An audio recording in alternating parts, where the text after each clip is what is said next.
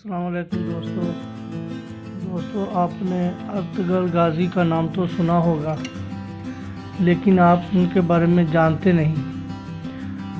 اگر آپ ان کے بارے میں جاننا چاہتے ہیں تو یہ ویڈیو پوری دیکھیے گا۔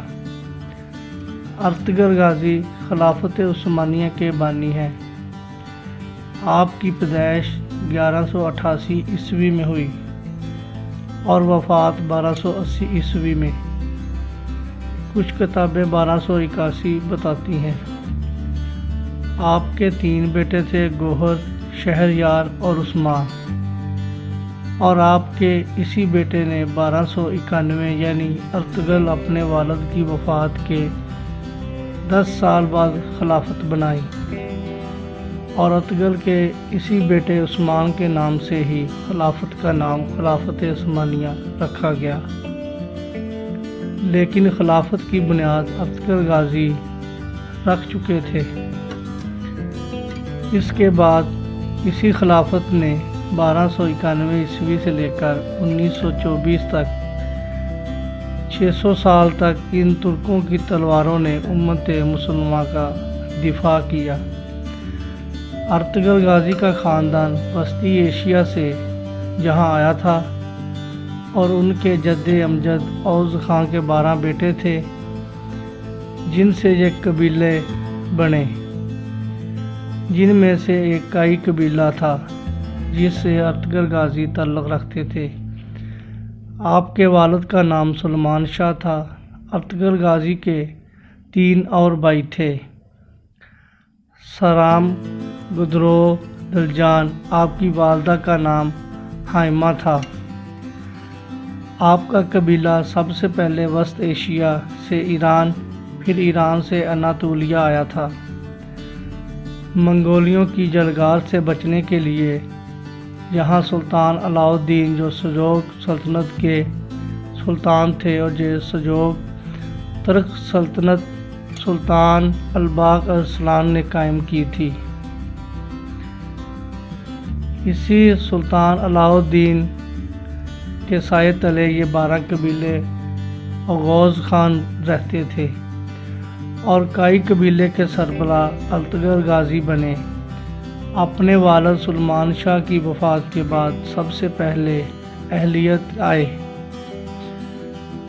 پھر اہلیت سے حلب گئے۔ 1932 جہاں سلطان صلاح الدین ایوبی کے پوتے العزیز کی حکومت تھی، سب سے پہلے ارطغرل غازی نے العزیز سے دوستی کی، پھر سلطان علاء الدین کی بھانجی حلیمہ سلطان سے شادی کی، جس سے آپ کے 3 بیٹے ہوئے۔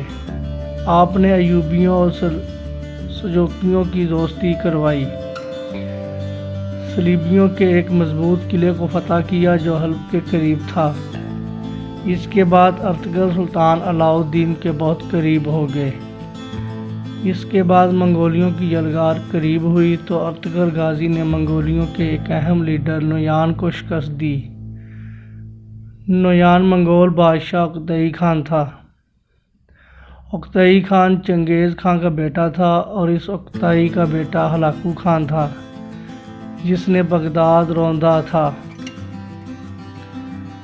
پھر ارطغرل غازی اپنے قبیلے کو لے کے سوگات آئے، اور پہلے وہاں بازین کے ایک اہم قبیلے کو فتح کیا، اور یہیں تمام ترک قبیلوں کو اکٹھا کیا۔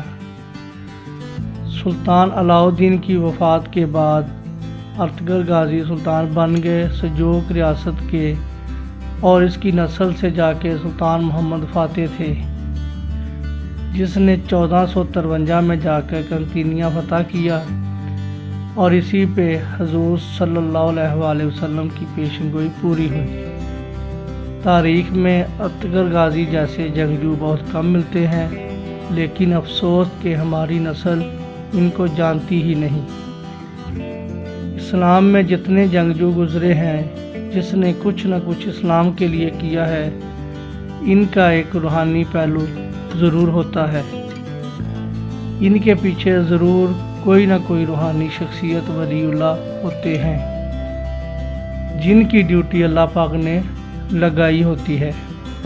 تاریخ اٹھا لیں، اسلام کے آغاز سے لے کر اب تک آج بھی اگر کوئی اسلام کے لیے اور امت مسلمہ کے لیے کوئی ڈیوٹی کر رہا ہے تو ان کا کوئی نہ کوئی روحانی پہلو ضرور ہوگا۔